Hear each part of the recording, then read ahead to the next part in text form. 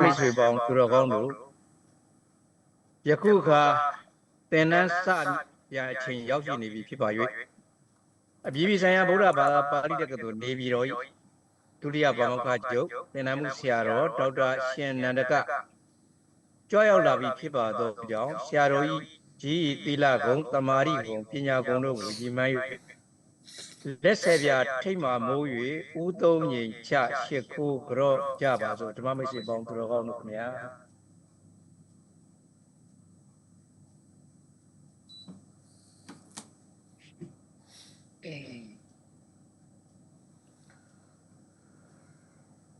ယနေ့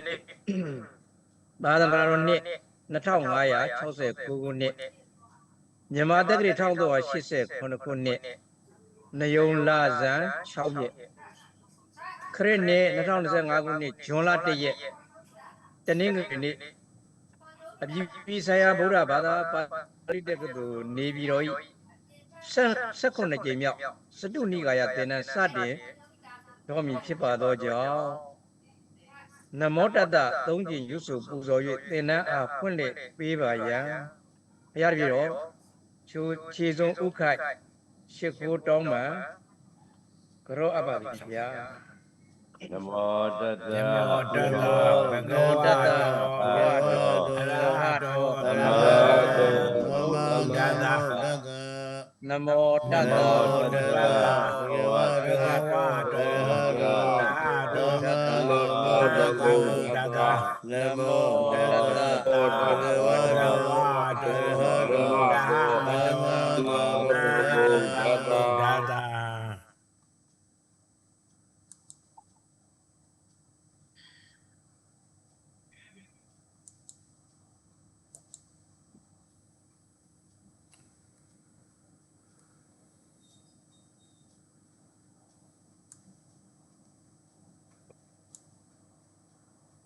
နေရာတော့ကဦးဇင်းတို့ရစ္ဆတုတ်ချန်နေခဲ့တယ်လားဟုတ်လားကျန်ဘူးဗျပြီးသွားပါဗျရွှေတောင်ကဲလို့ဆင်းရှိတယ်တောင်စလုံးဆိုရင်တံဘူလာတုတ်ရောက်တယ်တတိယဝယ်ဟာလားတတိယဝယ်ပါဗျတတိယဝယ်တံဘူလာတုတ်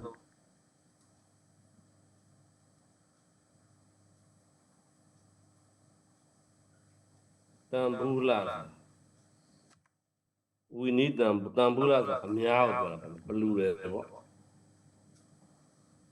အဲ့အများဆိုဝိနိမှာတော့ဟောပေါ့၄ပါးကိုတံဘူလာ၄ပါးထက်ကိုတုတ်တံမှာဆိုတော့တစ်ပါးနှစ်ပါးစပြီးတံဘူလာကဧဝမေတုတိုင်ကံသမယဘဂဝတတိသူဝိယတိတိလာဝတိယံတိလာဆိုကြောက်တိုင်းဝတိဆိုအကာယံတိလာဝတိယံတဲ့ဒီနာကမနာသမယေနသံမှုလာပြီဘဂဝတောအဝိဒုရေအပမတ္တာအာတာပိဘိဒတဝိရံတိအတာကောမာရောပါပိမပြမနာဝဏ္ဏအပိနေမိတောမဟန္တိန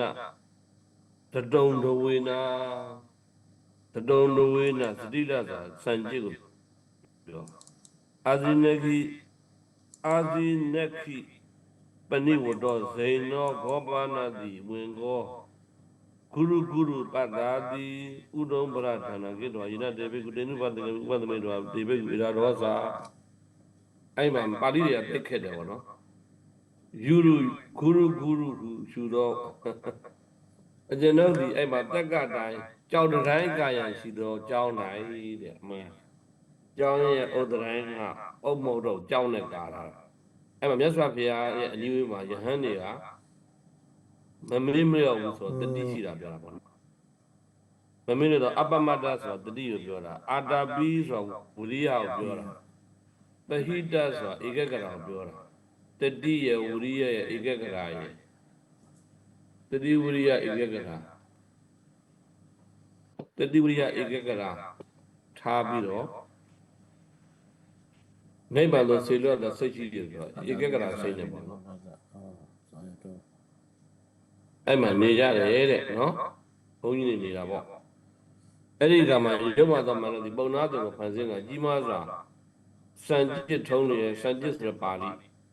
တင်းနဲ့ရေဝတ်စုံတာအာဇိနတင်းနဲ့ရေဝတ်ယုံနဲ့အာဇိနခိပါဏိဝတ္တ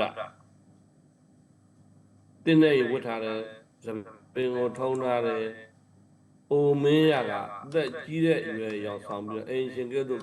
ကိုင်းဒီခါကုန်းနေအောင်ပြောတာပါဂုရုရှူသောဝင်သက်ရှိသည်ဖြစ်၍ရေသဖန်းသားတောင်ဝေးတဲ့နော်ဥဒုံမရတန်တော့ဥဒုံမရဆိုရေသဖန်းပဲရေသဖန်းသားတောင်မျိုးကိုင်ပြီးနေရဟန်းများကိုရှင်းကပ်ပြီးတော့ဒါကတော့ဟန်ဆောင်ပါဆောင်မန္တကြီးပုံနာသိပြီးဟန်ဆောင်ပါဆောင်ပုံစံကိုပြတာပေါ့နော်အရှင်တို့ယဟန်ပြုကုန်ဒီကငယ်ကုန်သေး၏ပြိုနုကုန်သေး၏မဲနဲ့သောသဘင်ရှိကုန်သေး၏ဟောအသက်ငယ်တာရဲ့အသက်နုပြိုတာရဲ့သဘင်ကနဲ့နေသေးတာရဲ့ပရမအရွယ်အပြင်အရွယ်ကောင်းနဲ့ပြည့်စုံကုန်သေး၏ကာမဂုဏ်တို့၌ကစားမြုထုလေးမပြောက်ကုန်သေးဟောငယ်တဲ့အရွယ်ကြောင့်လေနောက်အရှင်တို့သည်လူ၌ဖြစ်သောကာမဂုဏ်တို့ခံစားကုန်အောင်လို့မျက်မှောက်ကာမဂုဏ်စွန့်၍နောက်နဲ့ဖြစ်ပြီးနတ်ကာမဂုဏ်မလိုက်ကြကုန်နေဆိုတယ်တဲ့ဆိုတော့အဲ့ဒါကလည်းပဲဒါဟိန္ဒူမာတဲ့သင်ညာအတိဆိုတာရှိတယ်လေအသက်46နှစ်ကြာမှတောထောရတာသူတို့ကသူတို့ရဲ့ဟိန္ဒူဝါဒမှာလေဘုန်းကြီးဝင်46နှစ်မှဝဲရတာပေါ့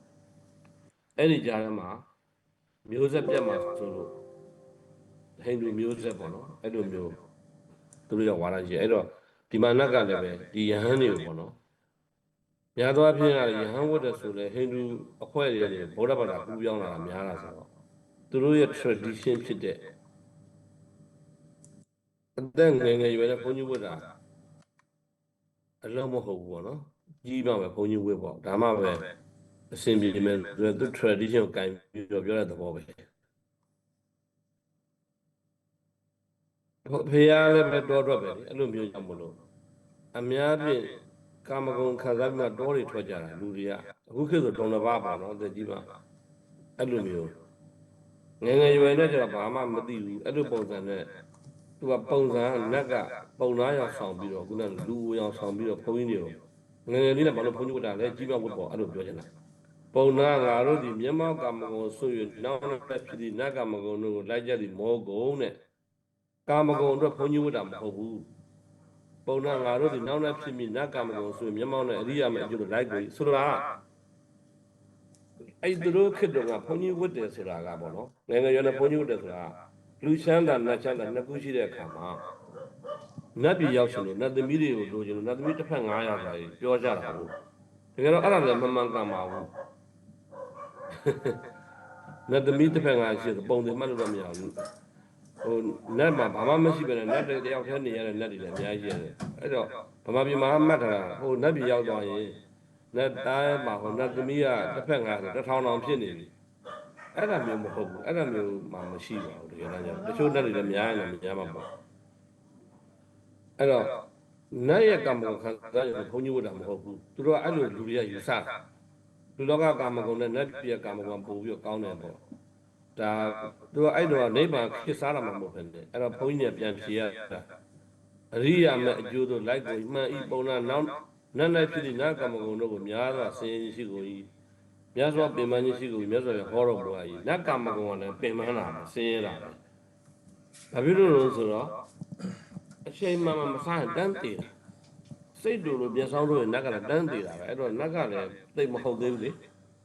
နိုင်တွေပဲလွဲကုန်လို့အစားတောက်တွေနောက်ကျရင်လည်းတည်တာပဲကာမဂုဏ်တို့နဲ့အပြစ်တွေများလာ၏ဣရိယမဲ့တရားတွေကကိုယ်တိုင်မြင်နိုင်သောတရားဖြစ်ဟောဒီဘဝပါတယ်ကိုတန်တဲ့ကြီးကပေါ့နော်အခါမနဲ့အကျိုးပြီးအာဂါတိကလာလက်ရှုလဲဖိတ်ခေါ်ပြအေဟိပတိကမိမိကိုယ်ရဲ့စိတ်ထဲ၌ဆောင်းထားတဲ့ဩပနိကပစ္စဒံဝိရိဒဘဝိညုဟိဆိုတာဘာလဲလို့ဆိုတော့နော်ပညာရှိလို့တည်တာပစ္စဒံပညာရှိလို့တည်တာနော်အတိတိခံစားအပ်တယ်ပစ္စဒံဝိရိဒဘဝိညုဟိမမညဉ့်ညဉ့်လေးမဟုတ်ညမှာလားဘယ်ရောက်ရမလို့မြန်မာပြန်လဲနော်အဲ့လိုမျိုးပြောတဲ့အခါကျတော့သူတို့ထင်တဲ့အတိုင်းမဟုတ်ဘူးပေါ့နော် အေးအဲ့လိုဘုန်းကြီးတွေကပြန်ပြောလိုက်တဲ့ကမာရောပါပြီမှာတည်တံဩကံပိတာဇေဝံနေလာတော့တိဝိတာကနတာလီနလာတိကံဟုတ်တာပြီတော့ဒါနမောလုကမှာပက်ကမီတဲ့အဲ့နောက်တည့်ရသွားလားအေးအဲ့မှာရုပ်မှတော့မှနဲ့ခေါင်းကိုညှိပြီးတော့တဲ့ရှာထုတ်လေတဲ့နဖူးနဲ့အရေးကြောင်း၃ကြောင်း ဟုတ်ပြီ ထင်စီပြီးထစီပြီးနေတောင်ဝေးထောက်ရဖဲသွားပါသူ၆ကုန်ကြီးအဲ့မှာကြည့်ပါဦး ဟိုမှာလည်းဟုတ်တယ် ဟိုဒီလိုဘုန်းကြီးတစ်ပါးတခြားတွေပဲထုတ်တော့လို့လားမိုင်းဖုံးဆရာတော့အဲ့လိုမျိုးတွေပေါ့နော်တော့နှစ်ဖူးမှာအရေး၃ရက်အရေးကြောင်း၃ကြောင်းဆိုတာအဲ့ဒါဟိန္ဒူတွေရဲ့အမှတ်သားတွေပဲဒီနတ်ကမာနတ်ကဟိန္ဒူဘုန်းကြီးပုံစံတရုပ်ဆောင်တာပဲဒါတကယ်ယဟန်တို့ဤသူတွေကပုံနာမို့ဤသူကဘုမတော်နတ်ဒီသင်တို့ပညာမျက်စိကိုဖြည့်စည်းရင်ကလာယူဖရာမိတ်တော်မူတာတို့ကမြတ်စွာဘုရားဒီထိုချောက်သူပြီးထိုချိန်နဲ့ဒီကတော့ရွတ်တယ်တဲ့မာနကဒီဘုန်းကြီးကိုဖြည့်စည်းနေတယ်ဒီကတော့ရွတ်တယ်အကျင့်တတ္တဝါဒီတဲ့အကျင့်ကမ္မ၅ပါးအကြောင်းကြောင့်ဆင်းရဲကုန်ပြီထိုတတ္တဝါဒီကာမဂုဏ်နဲ့အဘဲကြောင့်ညှို့ရပြီဆိုလိုတာကလောကလူသားတွေမှာရှိတဲ့ကာမဂုဏ်၅ပါးလည်းဆင်းရဲတာပဲဒါပေမဲ့အဲ့အတွက်လည်းပဲလူလောကကြီးမှာအသက်ရှင်ကြတာမဟုတ်ဘူးနတ်ပြည်မှာရှိတဲ့ကာမဂုဏ်၅ပါးလည်းဆင်းရဲတာပဲလူဘဝမှာကုသိုလ်ကောင်းမှုတွေလုပ်တယ်ပါညာဆိုလူဘဝတည်ပြီးနတ်ပြည်သွားဖို့လုပ်နေတယ်တော့မဟုတ်ဘူးပေါ့လေနတ်ပြည်ရောက်တော့ဆင်းရဲမှာပဲပေါ့ကာမဂုဏ်တွေကထိုတတ်တော်ဒီကာမဂုဏ်နဲ့အဘက်ကြောင့်ညှို့ရအန်ဒီလောက၌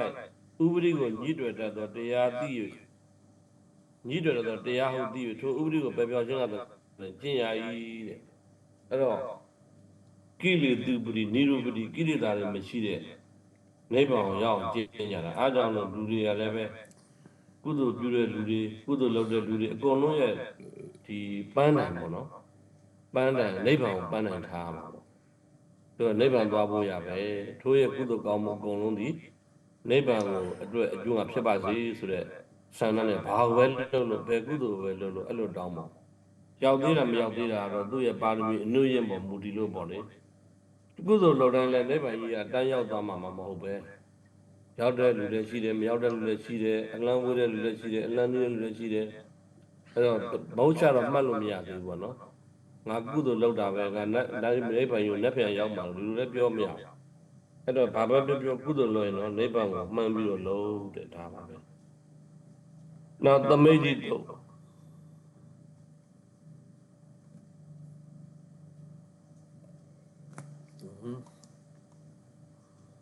သမိတ်တိတုတ်နော်မှန်ပါ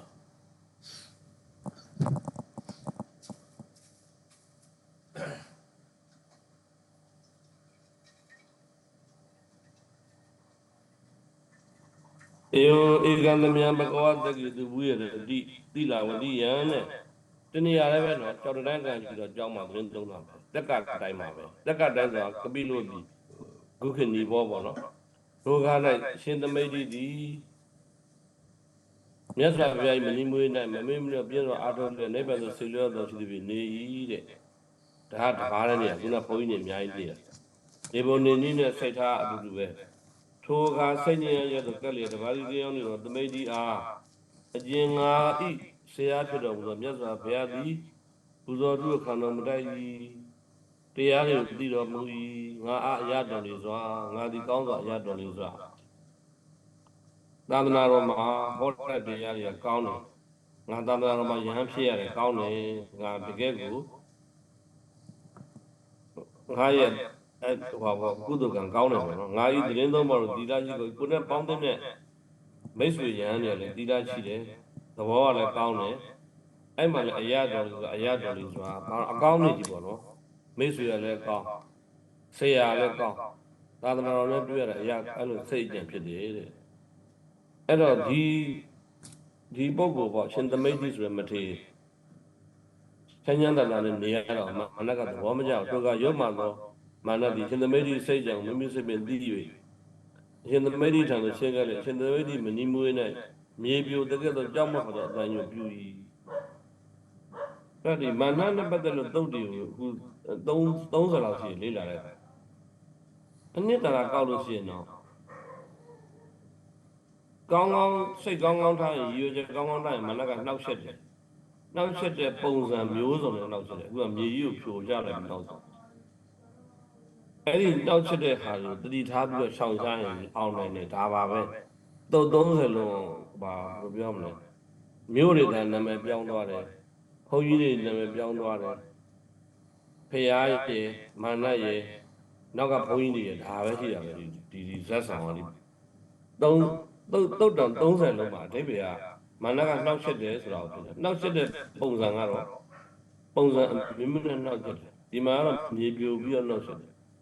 ဘုရားကရှင်သမီးမြတ်စွာဘုရားရှင်ကမြတ်စွာဘုရားရှိခိုးတဲ့ခုနတိုင်းပြီးတော့တကူတော်ရတဲ့ထိုင်ပြီးတော့ဖရာကို၆တာပေါ့ဒီအဖြစ်အပျက်ကိုပြန်လျှောက်ပြတာခုနစာနဲ့အတူတူပဲတပည့်တော့တတိထားတယ်လုံလဝိရိယစိုက်တယ်ဧကဂရရှိပြီးတော့နေတယ်အဲ့လိုနေတဲ့ခါကျတော့ဆရာသမားရိတ်ကိုခိုးရတာကောင်းတဲ့အကြောင်းဆရာသမားတရားပြကောင်းကြောင်းရင်းသုံးပေါ်တဲ့သီလရှိကြောင်းသာသနာတော်နဲ့ကြုံရကြောင်းငါအရာတော်တဲ့အကြောင်းကိုစဉ်းစားနေတယ်တဲ့စဉ်းစားနေပါတယ်ဗျာတဲ့အဲ့လိုကြံစိတ်ထဲမှာစဉ်းစားနေတဲ့ခိုင်ဒီပြီးတော့အနီးမှာမြေပြိုတကယ်လို့ကြောက်မဖို့အတန်ကြီးကဖြစ်လာပါရဲ့သူ့ရဲ့ဖြစ်စဉ်ကိုပြန်လျှောက်ပြတယ်အဲ့တော့သမိတ်ကြီးတဲ့ဒီမြေပြိုတာအရှားမဟုတ်ဘူးကွာတဲ့နေသာသမိတ်ကြီးပထဝီအုံကြီးကမာရောဧသောပါဠိမှာတုံးချမ်းဝိသကုကမ္မာယအာကတော်တဲ့သမိတ်ကြီးဒါမြေပြိုတာမဟုတ်ဘူးပါတယ်ရုပ်မှတော့မာနလာတာတဲ့သင်ရဲ့ပညာမျက်စိကိုဖြစ်စည်းခြင်းကလာတာတဲ့မင်းအဲ့နေရာပဲပြန်သွားပြီးတော့မမေ့မလျော့ပဲဆိုတာတတိပြင်းစွာအထုတဲ့ဆိုတာဝရိယ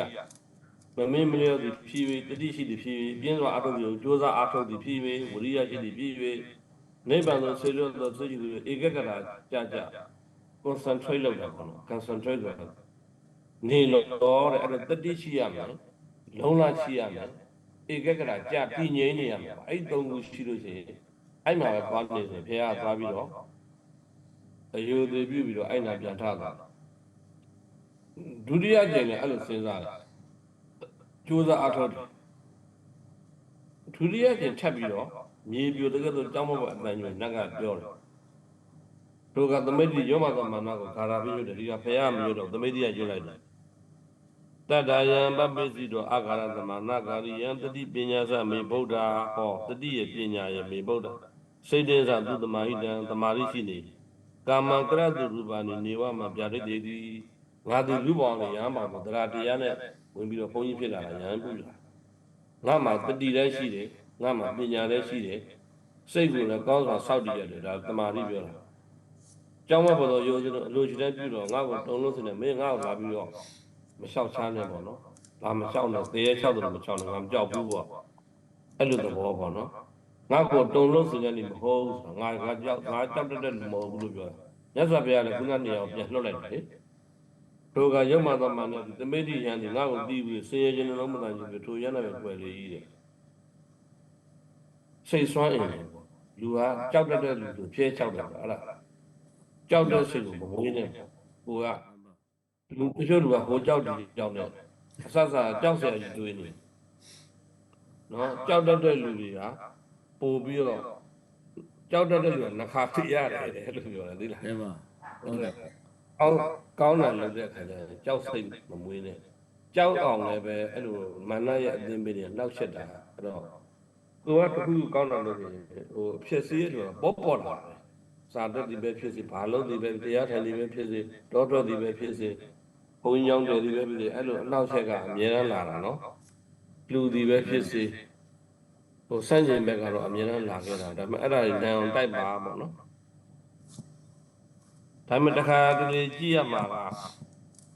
အဲ့ဟာကိုတတိလေးရှိဖို့တခါတလေမသိဘူးကိုယ်နောက်ချက်နေမှမဘူးကိုယ်အကောင်းပြောတယ်ထင်တာပေါ့အဲ့မှာကိုကအဲ့မှာ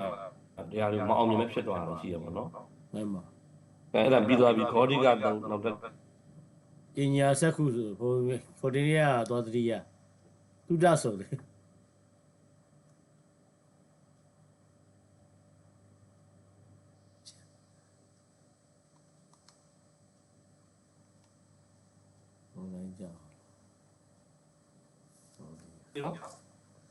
နောက်တော့က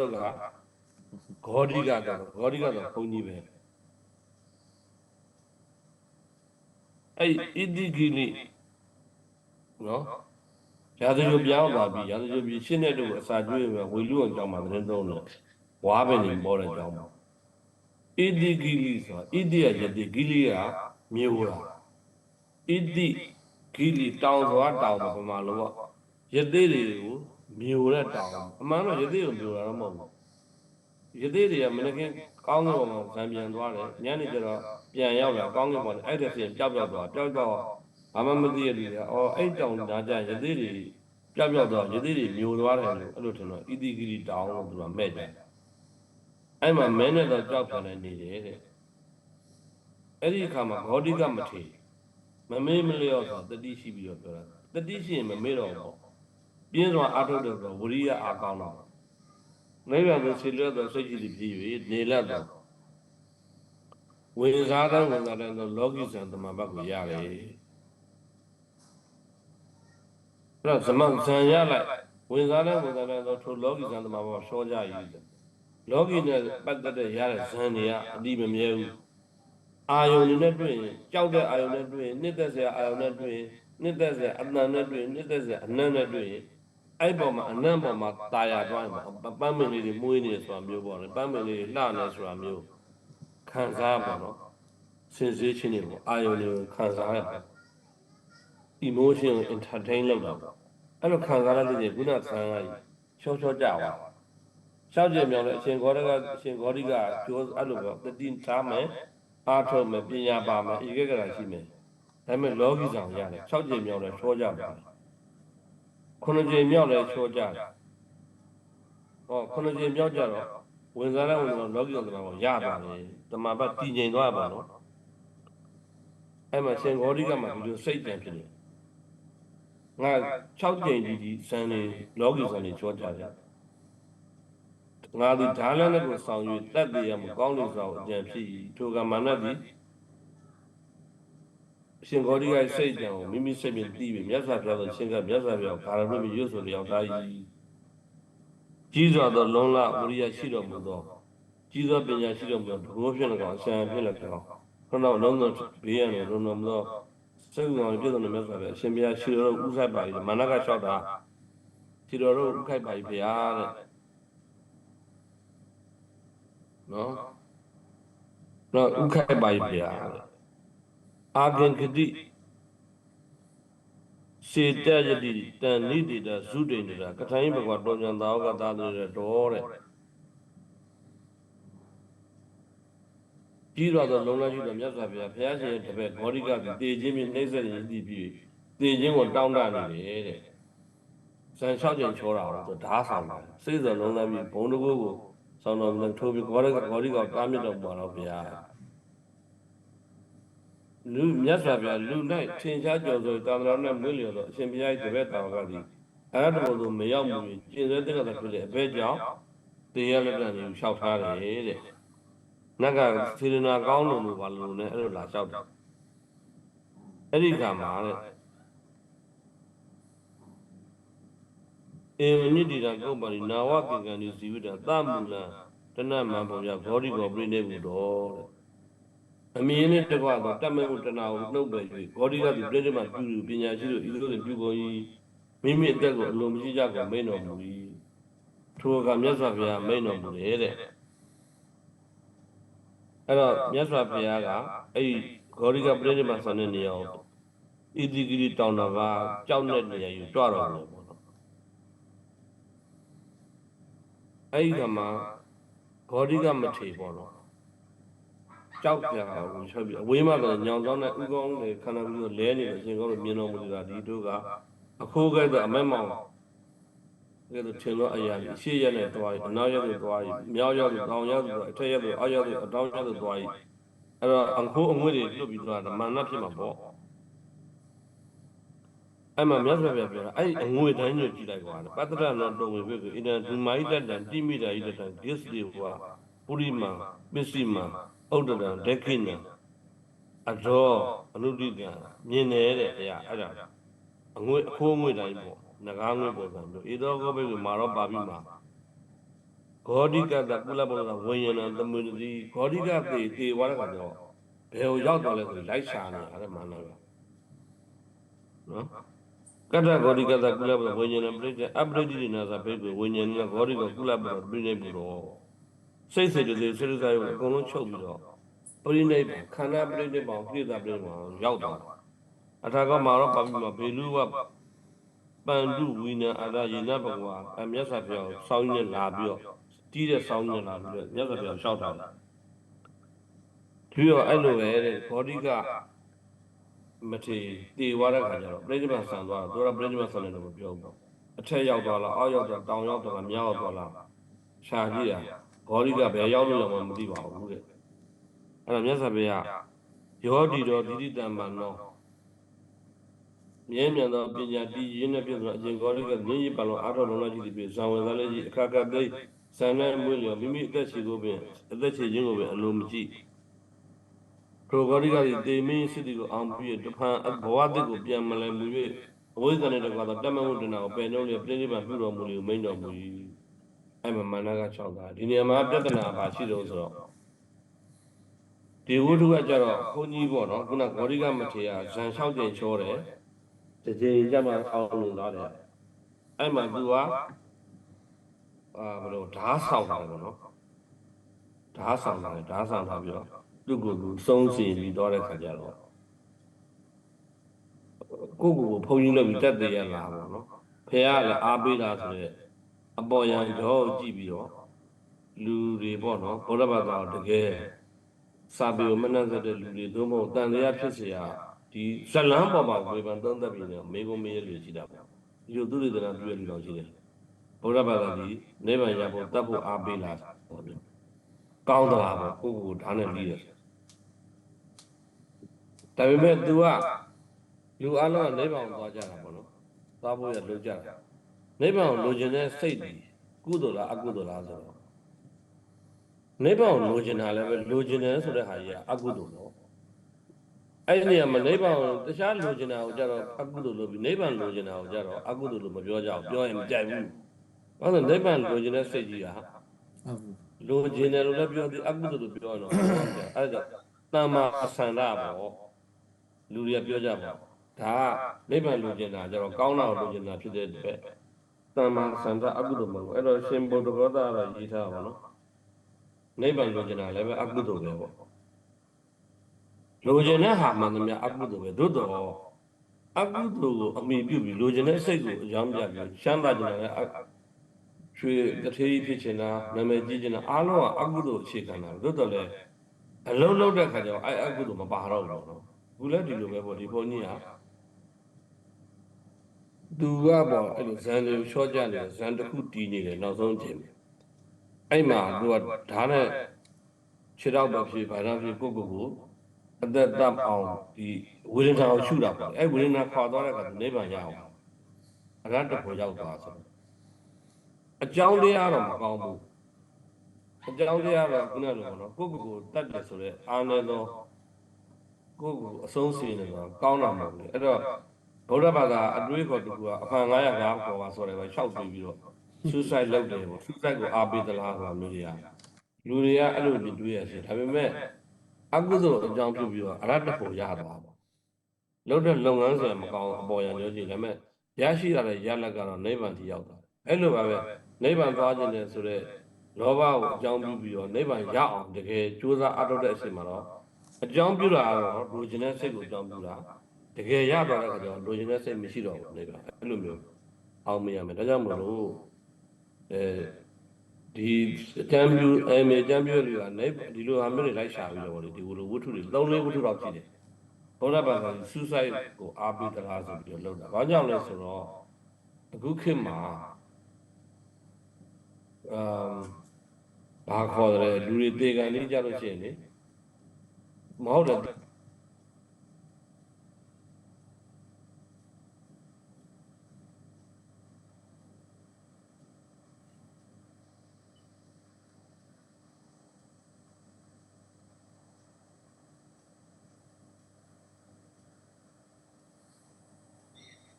ပြီးတော့သူတည်တဲ့ပြုတာရှိတယ်ပေါ့နော်အဲ့တော့ဒီနေရာမှာအဲ့ဒါလေးလည်းမှတ်ထားစရာကောင်းတယ်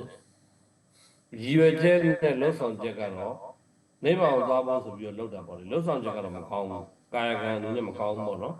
ကိုညှင်းဆဲပြုလုပ်တာဒါပေမဲ့တကယ်တမ်းရလာတဲ့အကျိုးတရားကြတော့အဲ့ဒါစိတ်တည်အောင်အဲ့ပေါ်မှာဝေဒနာခွာပြီးတော့ချွတ်လိုက်တဲ့အခါနိဗ္ဗာန်ရသွားတယ်နော်ဒါကိုပဲအောင်မရဒါကိုမှတ်ထားဒီလိုဝတ္ထုမျိုးအများကြီးမရှိပါဘူးဒီဘောဘရစာပြီးတော့3-4ခုတက်ပုံမရှိဘူးပေါ့နော်နောက်တစ်ခါတတ္တဝတ္တနုဘာနာတုံတဲ့နော်ဒါတခါခြေပိုင်းမှာပြန်ရောက်သွားတယ်ဒီယုံတတ္တဆိုတာခွန်ဝတ္တဆိုတာ9နှစ်အနုဆိုတာအစဉ်အဖန်လဲလဲအကျဉ်ခါတိုင်းဗန္ဒဆိုတာလိုက်အကျွန်ုပ်ဒီကြားနာကြရပါသည်တဲ့မြတ်စွာဘုရားဒီဥဒုလာတော်နေဇမြေကအစပါလာညောင်းမင်းနဲ့ဇင်းသုံးတော်ကိုအဲ့ဒီကမှာအခွင့်ဆောင်နေတဲ့မာနတိအခွင့်ကိုမရသည်9နှစ်တော့ပါလို့မြတ်စွာဘုရားတို့အစဉ်လိုက်မြတ်စွာဘုရားဂါရာဖြင့်6တယ်တဲ့တင်ဒီတဲ့ဥစ္စာပြည်ဆုံးရှုံးသောကြောင့်ပူဆွေးခြင်းတို့တက်ဝင်သည်တော၌ကြံမှန်နေကြတော့တောထွက်တာဘာကြောင့်တောထွက်တာလဲပေါ့နော်သို့သောမဟုတ်ဥစ္စာကိုတောင်းတလေကြံမှန်နေကြတော့ရွာနဲ့တစုံတရာမကောင်းမှုပြုမိကြတော့အဘဲကြောင့်လူပေါင်းနဲ့အဆွေခင်မွန်းဖွဲ့ကြမပြုသည်နီသင်အဲ့ဒီကတော့အကြောင်းကြောင့်အဆွေခင်မွန်းမပြည့်စုံတော့လို့ရွတ်ဆိုကြီးတယ်မြတ်စွာဘုရားအဲ့ဒါကိုဗုဒ္ဓဘာသာနီယိုဗုဒ္ဓစ်လို့ခေါ်တဲ့အိန္ဒိယနိုင်ငံဗုဒ္ဓဘာသာအမ်ဘေရိကာဆိုတာရှိတယ်အခုဗမာတွေကတော့ဗုဒ္ဓဝင်မှာလာတဲ့အတိုင်းပေါ့သူနာသူ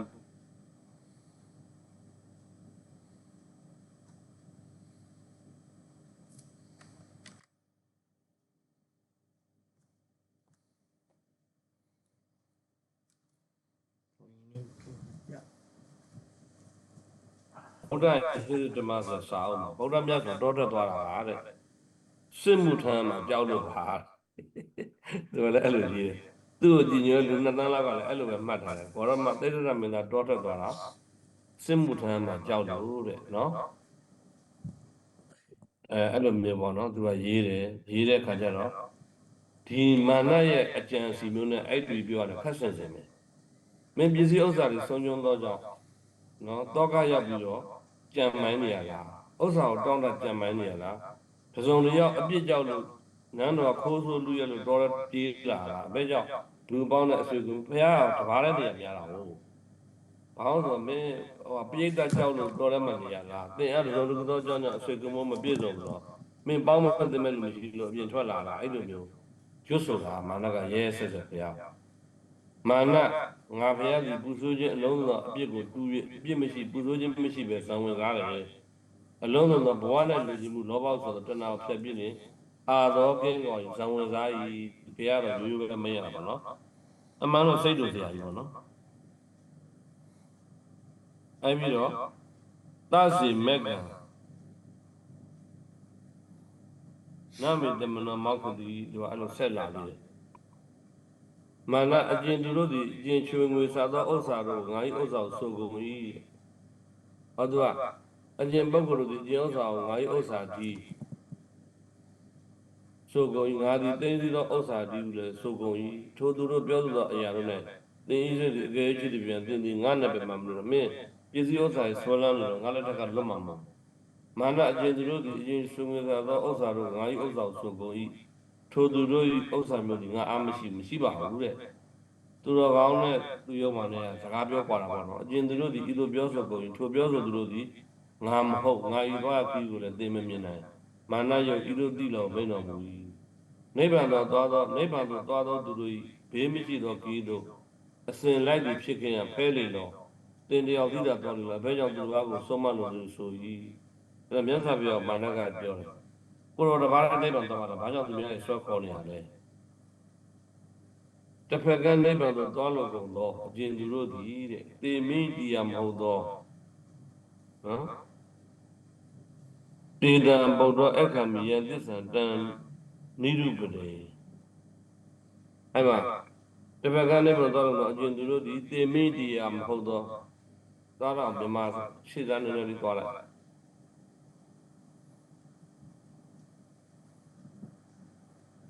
နော်သေမိတရားမဟုတ်သောနိဗ္ဗာန်ဟောကိုအကျဉ်နိဗ္ဗာန်ဒီအမှန်ရှိဥပဒိမရှိတော့ထိုနိဗ္ဗာန်အမေးခံရတော့ငါသည်ထိုသူတို့ဟောကြားကုန်၏နော်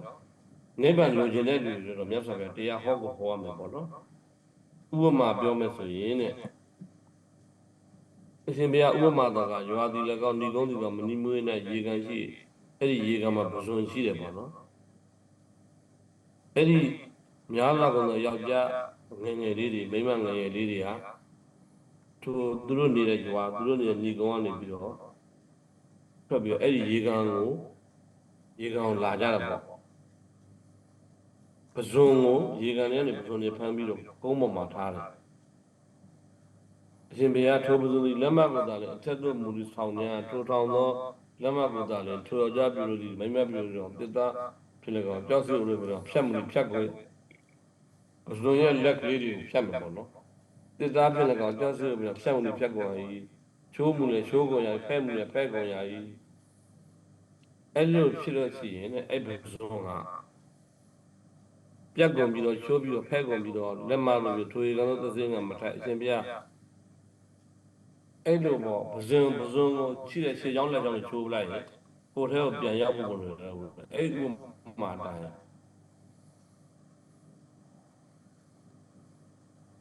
နော်သစင်းကမဆိုင်တဲ့အရှင်ဘုရားဤဥမှာဆန့်ကျင်မဲ့မိဝဲကောင်တော့တုံလို့စေရကောင်တော့အလုံးစုံသောမာနတန်ညုံတို့မြတ်စွာဘုရားဖျားကိုချိုးရကိုဖဲ့ရကိုအရှင်ဘုရားကျွန်ုပ်ဒီယခုကအခွင့်ကိုစောင့်မျှော်နေတဲ့မြတ်စွာဘုရားကိုတဖန်ချင်းကကျင်မထိုက်ကြလူရောက်ထိုကရုံမသောမာနသည်မြတ်စွာဘုရားထံ၌ဤညီငွေဝေခါရတို့ရွတ်ဆို၏ကြီးသည်အစီကနဲ့တူအစင်းရှိသောကြောက်ကိုမြင်၍ငါသည်ဤဝုထု၌နုညံ့ခြင်းကိုရတန်ရာ၏တာယာခြင်းပြည့်စုံအစဉ်၌ရှင်းကညာကြီးသည်ထိုကြောက်၌တာယာခြင်းကိုမရသည်ပေထိုကြောက်မှဖဲသွား၏အဲ့ဒီဥပမာအတူပဲဆက်သက်သွားလာအောင်လို့အထက်တက်လာကြီးဒီထိုကြောင့်နဲ့တာကျုံကိုမရသည်ဖြစ်ထိုကြောင့်မှ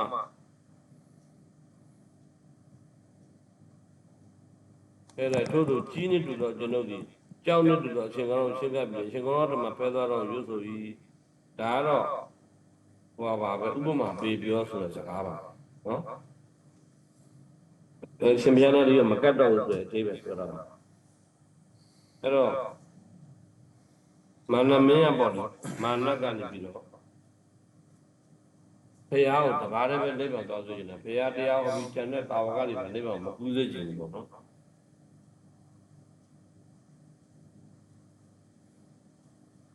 မာရတိတုတုံးတဲ့နောက်တစ်ခုက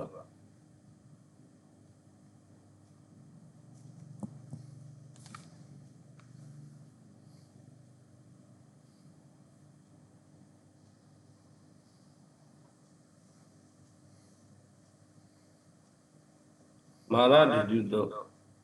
ပြင်စမတော့အလမာနပဲနော်ထိုကာရမာနတိမြတ်စွာဘုရားထံတော်၌ညီငုဘကရာတို့ကိုပြုဆိုပြီးတယ်ထိုရမဖေမြတ်စွာဘုရားမဏိမွေးရဲ့ထက်ဝဲစိတ်တော်နေတဲ့မျက်နှာမသာမရလည်းပဲဆိုင်ဆိုင်ကြံမှန်လေးစကားမဆိုပဲတစ်သားဖြင့်မြေကြီးကိုရေးရှိတဲ့ထိုင်နေ၏တဲ့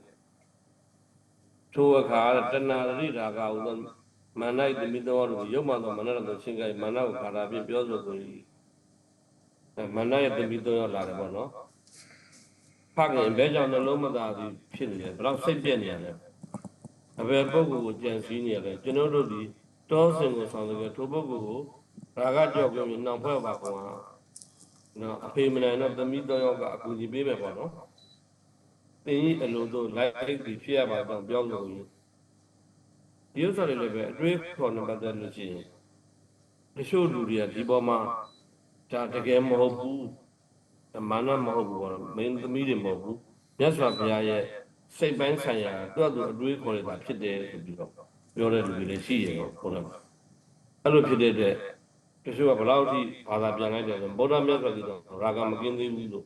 ဒါမှသူ့စိတ်ကူးတွေကိုပြောတာပါဆိုပြီးတော့ဒီတုတ်တွေကိုဖတ်ပြီးတော့အဲ့လိုဝေဖန်တဲ့လူတွေရှိတယ်လို့နော်လောကနဲ့ပူဇော်တို့ခန္ဓာမလဲတော့ကောင်းသောကောင်းဆိုတော်မူသောမြတ်စွာဘုရားကိုရာဂဖြင့်ဆောင်ရမလို့မာနရဲ့တရားကိုလူထို့ကြောင့်ငါသည်ပြင်းစွာပူဆွေး၏မဖြစ်နိုင်ပါဘူးပေါ့နော်ရာဂဖြင့်ဆောင်ရမလွယ်ဘူးဒီဂေါရမဘုရားရှင်ရတယ်မာနရဲ့တရားလုံးငယ်ဆိုတော့ခုနကနှောင်ဖွဲ့မခံနှောင်ဖွဲ့တွေအကုန်ပယ်မြစ်ခဲ့ပြီလေ အဲ့လိုမျိုးမာနကပြောတာပါနော်ထို့ကြောင့်ငါဒီပြင်းစွာပူဆွေးဤဒါကြောင့်ငါစိတ်ပြည့်နေရတယ်ငါလုံးတယ်လို့မဖြစ်ဘူးပေါ့ထိုအခါတဲ့တဏရဲ့ရတိရကောသောမြန်မာနဲ့သမီးတို့ဒီတခုသောနေရာသို့ဖဲကိုအညီညွတ်ကြံရကုန်သမီးတို့ကြံစီရတယ်ယောက်ျားတို့ဤအလိုဆန္ဒသည်ထူးထူးပြတ်ပြတ်ရှိကုန်၏ငါတို့ဒီတယောက်ရင်တရားစီတရားစီမင်းမပြုတ်တဲ့တရားစီခံစားမှုကောင်းလို့ဆိုတော့အဲ့တော့3ယောက်ကလည်းတယောက်ကိုတရားစီအမျိုးသမီးတရားခံစားမှဆိုအမျိုးသမီး300ရတာတဏှာတရားရတိယတရားရဂတရားပေါ့မနိုင်သမီးတို့ဒီတယောက်နေတရားစီတရားစီမင်းမပြုတ်တဲ့တရားစီခံစားမြတ်စွာဘုရားလို့ရှင်ကကံမြတ်စွာဘုရားယဟန်ကျွန်တော်တို့တင်းရှင်နဲ့လွတ်ကြွေးပါကောင်အဲ့တော့အဲ့ဒါဖြေးတော့စကားပေါ့လေအမှန်တော့တင့်ရဲ့စနီးမယာဖြစ်ပါကောင်လို့ပြောတာပေါ့တင်းရှင်နဲ့လွတ်ကြွေးပါကောင်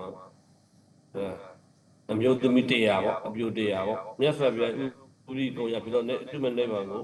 အာယုံပြီးတော့ပြိဋိသမလွတ်မြောက်မှုအာထုပ်နဲ့ဆိုကြည့်သူရင်းစကားနှလုံးမသွင်းကဲဒါကအမျိုးသမီးတရားကလာတောင်းပါဘုရားချက်ဒုတိယခါကျတော့အာယုံမပြုတဲ့ခါကျတော့နောက်တစ်နေရာမှာသွားပြီးတော့တခါတိုင်ပင်ကြံစီပြန်တယ်ယောက်ျားလေးဆိုတာဆန္ဒအမျိုးမျိုးရှိတယ်အထူးထူးပြပြသာမဖွာသေးသောမိမ္မတရားရှိဖန်ဆင်းမှုကောင်းလို့ဆိုတာဆိုပြီးတော့တခါအဲ့လိုမျိုးနောက်တရားပေါ့ဖန်ဆင်းမှုကနောက်တစ်အသစ်ပေါ့နော်ဖန်ဆင်းမှုတဲ့နဲ့သာမဖွာသေးသောမိမ္မတရားရှိဖန်ဆင်းပြီးအဲ့လိုပဲမြတ်စွာဘုရားရှောက်ပြန်တယ်စကားကိုနှလုံးမသွင်းမြောင်ဘူးအဲ့နဲ့အဲ့လိုမျိုးတွေပေါ့နော်အမျိုးသမီးတရားစီ3ချိန်ပေါ့တစ်ချိန်သွားဖားပြီးတော့မြို့မဲတော်တရားစီဖန်ဆင်းရမကောင်းလို့ဆိုတာနောက်ပြီးတော့2ယောက်မွေးဖွားသောမိမတရားစီဖန်ဆင်းမကောင်းလို့ဆိုတာအဲ့လိုမျိုးလျှောက်ပြီးတော့ကျန်စီရပေါ့လေဒါအမျိုးမျိုးမြတ်စွာဘုရားဆွဲဆောင်တာပေါ့ဒါကထုံးတော့တဏှာဒီလည်းကောင်းမိမလတဏ္ဍတရားစီမိမငယ်ပုံစံတရားစီမိမလပုံစံတရားစီနောက်ပြီးတော့မိမကြီးတဏ္ဍတရားစီအဲ့လိုမျိုးဖန်ဆင်းတယ်မိမအရွယ်3မျိုးပေါ့နော်ငယ်ရဲ့အရွယ်လက်ရဲ့အရွယ်ကြီးရဲ့ပုံစံဖန်ဆင်းပြီးတော့မြတ်စွာဘုရားကိုမြတ်စွာဘုရားရဲ့အလုတ်ကျွေးလောက်ကြမယ်ဆိုပြီးတော့သူကတဏှာရိရကောသောမသမီးတို့ဒီသုံးတသောရသောဖဲကုန်စကားဆိုကုန်၏လောကနဲ့ပူဇော်လို့ခန္ဓာမလို့ကောင်းသောဆိုတော်မူသောမြတ်စွာဘုရားကိုရာဂဖြင့်ဆောင်ရမလွယ်ဘူးမနဣတိတော်တို့ထို့ကြောင့်ငါသည်ပြည့်စုံပူဇော်ငါတို့အဖသည်မန္တောစကားဆိုပြီးတို့ကိုစိတ်ကြတာပဲပေါ့နော်ဘောရမမြတ်စွာဘုရားဘယ်လိုမှလုပ်လို့မရဘူးပေါ့အဲငါမှန်တယ်တဲ့ငါတို့ကိုစိတ်ကြတာမှန်တယ်ငါတို့ဒီမကင်းသောရာဂရှိသောအကျင့်တမနာကို၎င်းတမနာကို၎င်းကြိုးစားမှုဖြင့်ကြိုးစားကုန်များသောသမဏပြများနှလုံးမူခွဲရတော်တော်ဘုန်းကြီးဆိုရင်ဒါစင်မပြေဘူးပေါ့ရင်ဆိုင်တွေ့ရင်ပြင်တိုင်းမိတ်မယ်ဆိုတဲ့အားမျိုးပေါ့ဗျာနှလုံးမူလည်းခွဲရရင်းမလည်းတွေးပူသည်မူလည်းအံရည်ကျူးသိရှင်မူရောက်ရအဲ့လိုလည်းဖြစ်တာရှိတာပေါ့လေစိတ်ပြည့်နေနေမူလည်းရောက်ရည်ရိတ်ထားသောစိန်သောကျူသည်၆တွေ့ညွန်းတော်ကိုဣတိတလည်း၆တွေ့ညွန်းတော်ရည်တဲ့မာနရဲ့အမျိုးသမီး3ယောက်ဖြစ်စီရင်ပြည့်စည်မှာပဲဘယ်သူမှမခံဘူးဘုရားမို့ပေါ့ထို့နောက်တဏှာရိရာကတော့မန်နိုင်သမီးတို့သည်မြတ်စွာဘုရားတော်ကိုချင်းကပ်ကိုတခုသောနေရာနဲ့ယက်တည်တဏှာမီသောမန်နိုင်သမီးသည်မြတ်စွာဘုရားကာရမြင့်ဆိုရယ်နော်တင်ကြီးတဲ့ဥစ္စာပြုဆုံးရပူဇော်ကြုံတောင်းပြီးတော၌ကြံမိုင်းနေကြတော့တဲ့ဥစ္စာကိုတောင်းတလို့ကြံမိုင်းနေတာရွာ၌ရွာထဲမှာတော့မကောင်းဘူးလို့တောထဲထွက်ပြေးလာတာတဲ့လူတွေကမြုပ်မပေါင်းပါလို့တင်ရတဘူကြီးဧကဆိုင်ချင်းလာမိမဆွေကမမရှိဘူးလားဘာလို့တယောက်ပဲနေရလဲချစ်ခင်ပွဲတာယာပွဲသဘောဆိုတော့ကိရိတာစိတ္တကိုအောင်ပြီးပြီတယောက်ကြီးဇံဝင်လေးဇာတိဆိုတော့ငါသည်အကျိုးစီးပွားသို့ရောက်သောစိတ်လုံးငြိမ်းချမ်းရှိသောအဲ့တော်ချမ်းသာတည်တော်မူချိုးကြောင့်လူပေါင်းနဲ့ဆွေကမဖွဲ့ကြမပြုငါအားလုံးကုတော်သူတွေများအဆွေကမမဖြစ်ဘူးလို့မြတ်စွာဘုရားမိန့်တော်တော့အလုံးတော်တွေရှုပ်ကုန်တော့ဗောနော်ပြောနေရတာဆိုတော့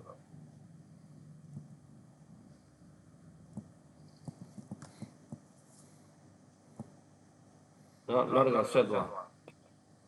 အဲ့ဒါပြီးသွားပြီပေါ့နော်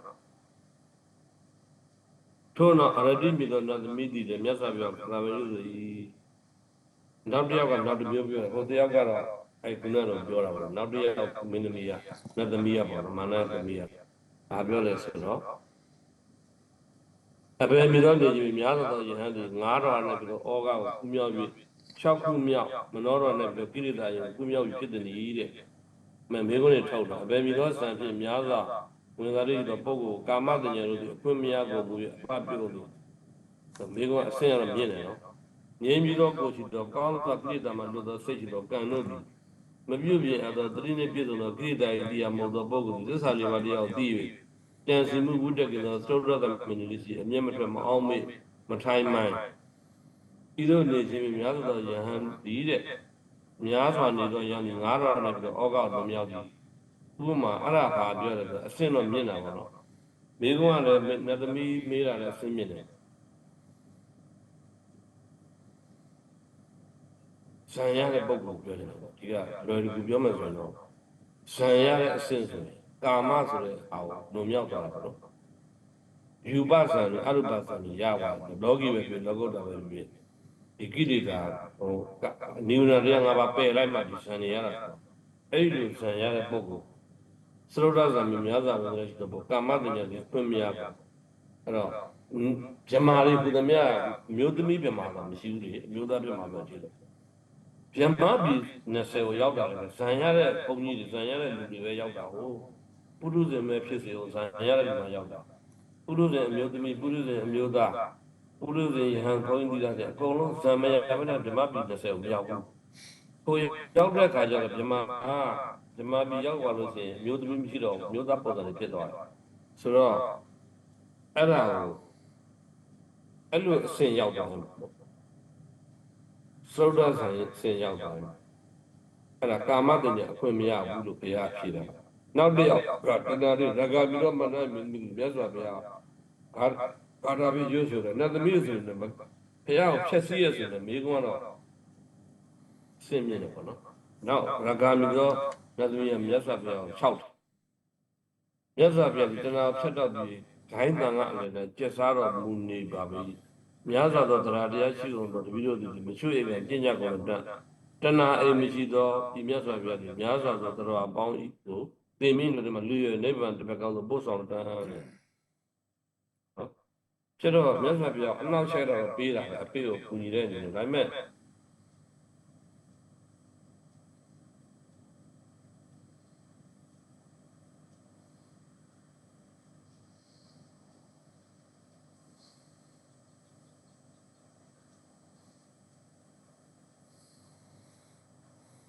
မာရတိတာသုံးခု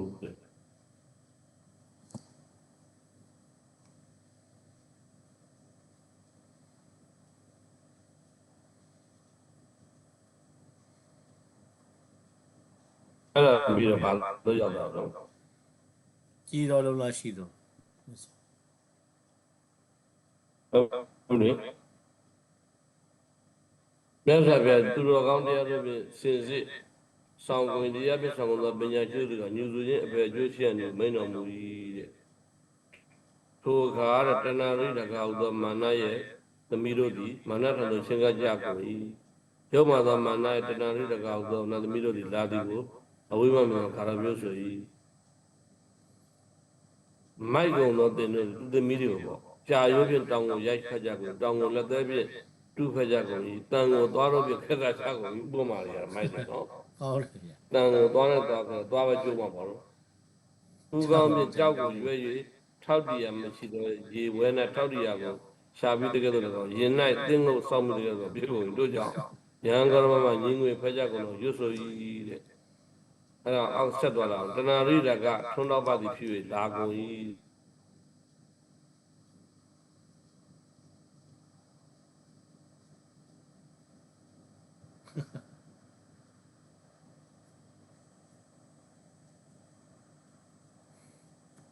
မြတ်စွာဘုရားမှုတ်လွယ်ဘာသာသာသမီးတော့ရမှုတ်လွယ်လေးတယ်နော်လေဒီလဲဝါကောင်မှုတ်လို့မြတ်စွာဘုရားဒီပရမတ်သုံးယောက်တော့မှုတ်လို့လိုက်သည် နော်အဲ့တော့မာနတန်ယောဂအဲ့လိုအဲ့တော့ ငါခု အကျဉ်းချုပ်လိုက်တဲ့အခါကျတော့မာနနဲ့ပတ်သက်လို့ပုတ်30လောက်ရတယ်နော်သူပေါင်း30အားလုံးကအကျဉ်းချုပ်တော့ 30မရှိပါဘူးဗျ ဟမ် ငါခုပဲရှိပါ ဟောဒီက9တော့ပဲရှိရ ငါတော့ရှိ 25 တ လောက် ီးရကငါတော့ရှိ 25ပေါ့နော်ဒါပါတော့အဲ့ ငါတော့ဗျ ဒီမာနနဲ့ပတ်သက်လို့မာနတန်ကတုတ်တယ်ဘာလို့ဆိုလိုရတယ်လို့ဆိုတော့ဘုရားမြတ်စွာရဲ့နဲ့ဘုရားမြတ်စွာတာဝကတွေကိုနီးမျိုးမျိုးနိဗ္ဗာန်မရောက်အောင်ကြိုးစားအားထုတ်တာဖြစ်စည်းတာနှောက်ချက်တာကန့်ကွက်တာပေါ့နော်ကန့်ကွက်တဲ့ပုံစံတွေလည်းသူတွေ့ခဲ့ပြီပေါ့နော် မှန်ပါ လောကကြီးမှာလည်းပဲဒီလိုပါပဲဒါကတော့ destructive element ခေါ်တာပေါ့ဖြစ်စည်းတဲ့တရုပ်တကံတွေ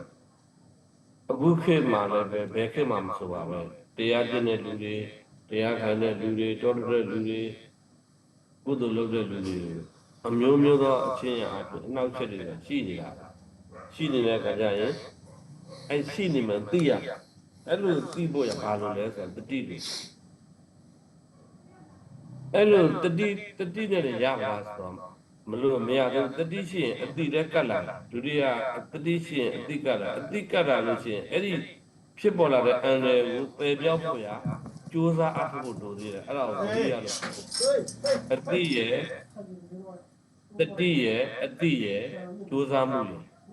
ကြိုးစားလိုက်တဲ့အခါကျလို့ရှိရင်ဘာနဲ့ကြိုးစားမလဲဆိုတော့ဇွဲနဲ့တမာတိရှိရှိတည်တည်ငြိမ်ငြိမ်ကြိုးစားလိုက်တဲ့အခါကျရင်လွတ်မြောက်သွားတယ်ဆိုတော့အချက်၄ချက်ရတယ်တတိရဲ့အတိရဲ့လုံလဝရိယရဲ့နော်တမာတိရဲ့တည်တည်ငြိမ်ငြိမ်ပေါ့နော်အဲ့လိုကြိုးစားလိုက်တဲ့အခါကျလွတ်မြောက်သွားတယ်ဆိုတာကိုကောက်ချက်ချလို့ရတာပေါ့မာနကတခါတည်းတယောက်တည်းလာမှာမဟုတ်ဘူးဘုရားသမီး၃ယောက်ကပါဒါအဲ့တော့ဒီခုနမာရတန်ရောပေါ့လေ25တော့25တော့အဲ့လိုလေးလာတဲ့ခါကျရင်သူရဆွဲပြီးတော့ပြောလိုက်မယ်ဆိုအချက်လက်ကိုယူလိုက်ရင်ဇလန်းမှာမာနရှိတယ်မာနရဲ့သမီး၃ယောက်ရှိတယ်အဖြစ်ဘက်ကဒီဘက်ကဗောဓမြတ်စွာရှိတယ်ဗောဓမြတ်စွာတားလို့ရှိတယ် ဒီမှာ ဘယ်နေရာမှာဖြစ်တယ်လဲဆိုရင်နေရာပေါင်းစုံပဲ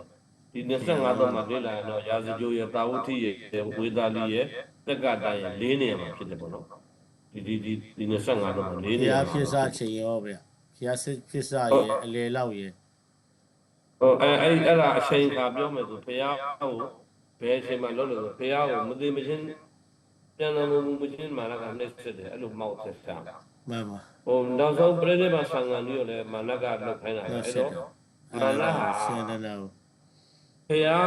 ဖြစ်ခါစားလည်းပြိဋိဘဆံခိုင်းတယ်အလေကောင်မှလည်းပြိဋိဘဆံခိုင်းတယ်အဆုံးမှလည်းပြိဋိဘဆံခိုင်းတယ်အဲ့တော့အချိန်ကာလအပြင်ပြော45ပါတော့ဟုတ်တယ်45ပါကာလပတ်ဘုလုံးနောက်ဆက်တယ်လို့မှတ်ထားအောင်အဲ့တော့ဒီကိလေသာမှာလွတ်တော်မူပြီးတော့ဘုရားနဲ့ဘုရားရဲ့တပည့်တွေကိုလည်းမာနကနှောက်ဆက်တယ်ကိလေသာမှာမလွတ်သေးတဲ့ဘုရားနဲ့ဘုရားရဲ့တပည့်တွေကိုဘယ်မှာဆိုဘယ်ကြည့်ရလဲဒါကြောင့်မို့လို့အဲ့ဒါတွေလွန်မြောက်ဖို့1တတိရှိပါ2အတိရှိပါ3ကြိုးစားအပ်ပြီးလွန်မြောက်အောင်လုပ်ပါ4တီတီငြိမ်ငြိမ်ရင်ဆိုင်ပါဆိုတဲ့အချက်၄ချက်ကိုမှတ်ပြီးတော့ဒီမာနတန်ရုပ်ကိုကောက်ချက်ချနိုင်မယ်နော် မှန်ပါဘုန်းကြီးကဟိုတနေ့စက္ခု5ပါးဆို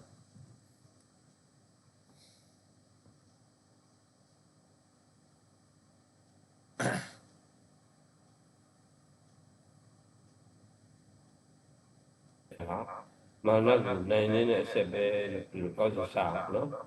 ဒီမှာ ဇလန်းကိုပြန်ပြီးတော့ချိန်လိုက်မယ်ဆိုတော့နေရာပေါင်းစုံမှာအချိန်တိုင်းမှာလွတ်မြောက်တဲ့ပုဂ္ဂိုလ်မလွတ်မြောက်တဲ့ပုဂ္ဂိုလ်ကောင်းလုပ်တဲ့ဒီမြတ်အနောက်ဆက်ရှိနေတယ်ဒါလေးကိုသတိထားရမယ်ပေါ့ ဒီမှာ ဒီနေ့ဘယ်လောက်ပါပဲတိတ်လိုက်ကြ သာဓုသာဓုသာဓု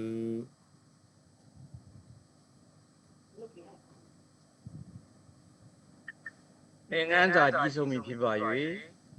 ဗုဒ္ဓသာသနာစီရန်တိတ်တုသုံးကြိမ်ရွတ်စုပူဇော်၍သင်္นานအားပိတ်သိမ့်ပေးပါယံလျိုသေးစွာတယောက်ထပ်အပ်ပါသည်ဗျာ ဘ ဗုဒ္ဓသာသနာ သနာ တိတ်တုဗုဒ္ဓ ဗုဒ္ဓသာသနာစီရ သနာစီရ ဗုဒ္ဓသာသနာ သာသနာစီရတိတ်တု သာဓုသာဓုသာဓု ဘာ ဓမ္မ သာ သာဝနာပုဇော မြတ်မြတ်မြတ် မြတ်မြတ်မြတ်ပါဘု ရော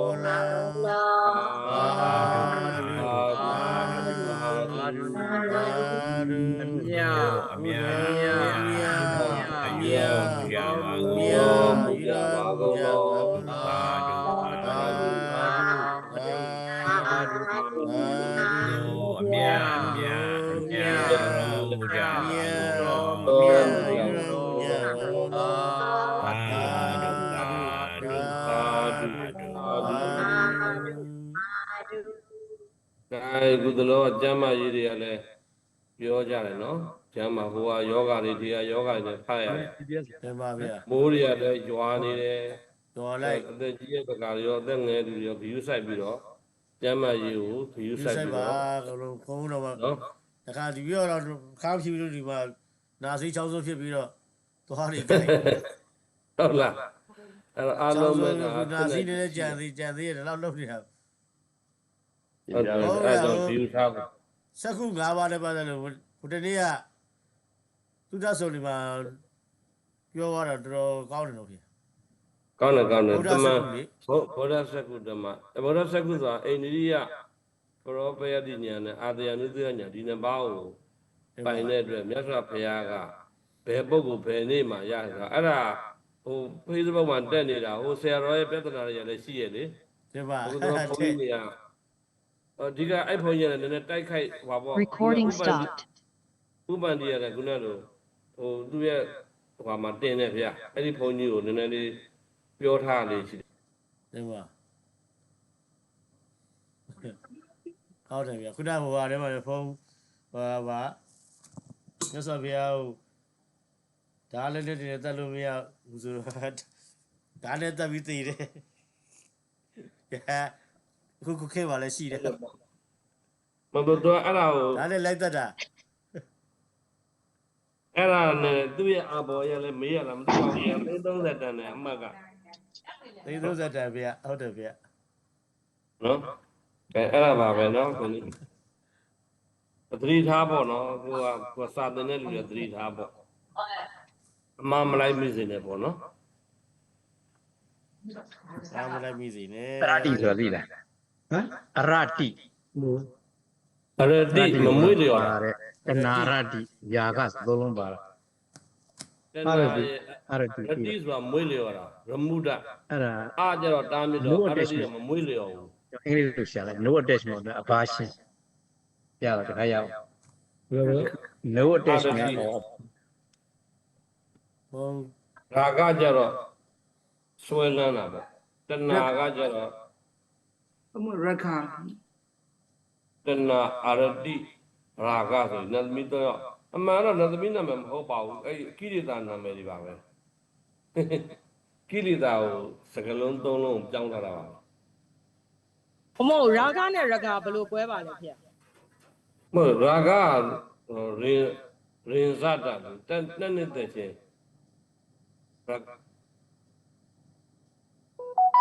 ဟောရာဂဆိုတာဟိုလောဘတတမောဟတွေရာဂဆိုတာရှိတယ်လေရာဂဆိုတဲ့ဟာကဟိုပေါ့ဗိဓမာအသုံးလုံးလေလောဘကိုပြောတာပဲတဏှာတတိရာဂဒီရာလူနာမည်ကိုပြောတာလေအခုကတဏှာဆိုတာဟိုတဏှာဆိုတာဟိုကိုပြောတာအမျိုးနတ်သမီးနာမည်တဏှာရတိရာဂ